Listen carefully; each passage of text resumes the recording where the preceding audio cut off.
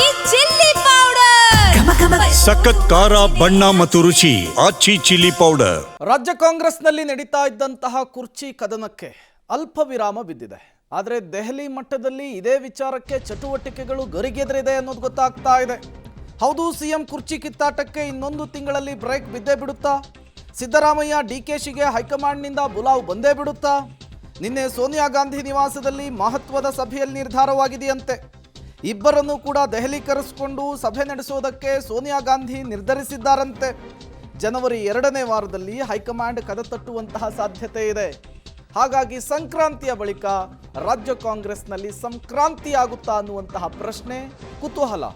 ನಮ್ಮಿಬ್ಬರ ನಡುವೆ ಬಿರುಕಿಲ್ಲ, ಕಂದಕ ಇಲ್ಲ, ನಾವಿಬ್ಬರು ಕೂಡ ಜೋಡೆತ್ತುಗಳು, ಅಣ್ತಮಾಸ್ ಅಂಥೇಳಿ ಇಬ್ಬರು ಕೈ ಎತ್ತಿದ್ದೇ ಬಂತು.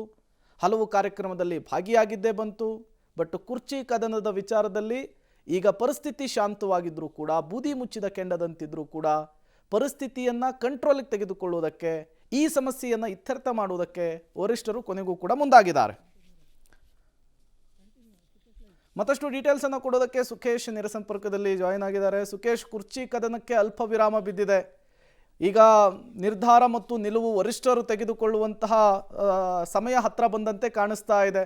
ನಿನ್ನೆಯ ಸೋನಿಯಾ ಗಾಂಧಿ ಮೀಟಿಂಗ್ನಲ್ಲಿ ಕುರ್ಚಿ ಕದನಕ್ಕೆ ಏನೆಲ್ಲ ಚರ್ಚೆ ಆಯಿತು, ಯಾವಾಗ ಇಬ್ಬರಿಗೂ ಕೂಡ ಬುಲಾವ್ ಬರುವಂತಹ ಸಾಧ್ಯತೆ ಇದೆ ಅಂತ? ಪ್ರೇಮ್, ನಿನ್ನೆ ಸೋನಿಯಾ ಗಾಂಧಿ ನಿವಾಸದಲ್ಲಿ ನಡೆದಂಥ ಸಭೆ ಸಾಕಷ್ಟು ಮಹತ್ವವನ್ನು ಪಡೆದುಕೊಳ್ಳುತ್ತೆ. ಯಾಕಂದರೆ ಅಲ್ಲೊಂದು ತೀರ್ಮಾನಕ್ಕೆ ಬಂದಿದ್ದಾರೆ ಅನ್ನೋ ಮಾಹಿತಿ ಕೂಡ ಬರ್ತಾ ಇರುವಂಥದ್ದು. ಸಂಕ್ರಾಂತಿಯ ಬಳಿಕ ಇಬ್ಬರನ್ನು ಕೂರಿಸಿ ಮಾತನಾಡಿ ಒಂದು ಫೈನಲ್ ಮಾಡಬೇಕು ಅನ್ನುವಂಥ ತೀರ್ಮಾನಕ್ಕೆ ಹೈಕಮಾಂಡ್ ಬಂದಂತೆ ಕಾಣಿಸ್ತಿದೆ. ಇದೇ ಡಿಸೆಂಬರ್ 14ನೇ ತಾರೀಕು ದೆಹಲಿಯಲ್ಲಿ ವೋಟ್ ಚೋರಿ ವಿರುದ್ಧವಾಗಿ ಒಂದು ಬೃಹತ್ ಪ್ರತಿಭಟನೆ ಇದೆ. ರಾಷ್ಟ್ರದ ಎಲ್ಲ ನಾಯಕರುಗಳು ಕೂಡ ಅದರಲ್ಲಿ ಭಾಗವಹಿಸ್ತಾರೆ. ಸಿಎಂ DCM ಅವರಿಗೆ ಕೂಡ ಆಹ್ವಾನ ಇದೆ.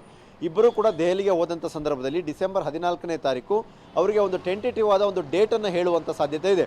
ಈ ದಿನಾಂಕದಂದು ನಿಮ್ಮನ್ನು ಬರೋಕ್ಕೆ ಹೇಳ್ತೀವಿ, ಆವಾಗ ಕೂತು ಮಾತನಾಡೋಣ ಅನ್ನುವಂಥದ್ದು.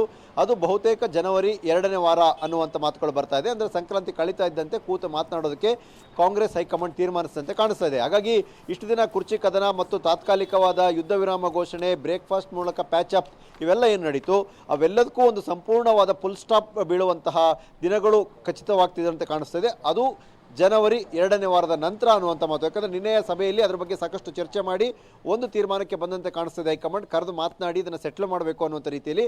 ಹಾಗಾಗಿ ಸಂಕ್ರಾಂತಿಯ ಬಳಿಕ ರಾಜ್ಯ ಕಾಂಗ್ರೆಸ್ನಲ್ಲಿ ಒಂದು ರೀತಿಯ ಕ್ರಾಂತಿಗೆ ಮುನ್ನುಡಿ ಬರೆಯುತ್ತಾ ಅನ್ನುವಂಥ ಕುತೂಹಲವನ್ನು ಈ ಬೆಳವಣಿಗೆ ಕೂಡ ಹುಟ್ಟಾಕಿದೆ. ಪ್ರೇಮ್, ಥ್ಯಾಂಕ್ ಯು ಸುಖೇಶ್ ತಮ್ಮೆಲ್ಲ ಮಾಹಿತಿಗಾಗಿ.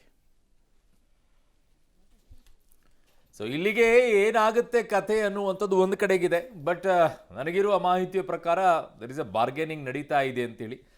ಸೊ ಬಾರ್ಗೇನಿಂಗ್ ವಿಚಾರದಲ್ಲಿ ಸಿದ್ದರಾಮಯ್ಯವ್ರು ಕೂತಿದ್ದಾರೆ ಅಂಥೇಳಿ, ಸೀಟ್ ಬಿಟ್ಕೊಡ್ತೀನಿ, ಆದರೆ KPC ಅಧ್ಯಕ್ಷರನ್ನ ಯಾರು ಮಾಡ್ತೀರಾ, ಜೊತೆಗೆ ನಾನು ಹೇಳಿದಂಥವ್ರನ್ನ ಮಂತ್ರಿಮಂಡಲದಲ್ಲಿ ಸೇರಿಸಬೇಕು ಅನ್ನೋ ನಿಟ್ಟಿನಲ್ಲಿ ಒಂದಿಷ್ಟು ಬಾರ್ಗೇನಿಂಗ್ ನಡೀತಾ ಇದೆ. ಆ ನಿಟ್ಟಿನಲ್ಲಿನೇ ಈ ಸಭೆಗಳು ಒಂದಾದ ನಂತರ ಒಂದು ಮುಂದುವರಿತಾ ಇರೋದು.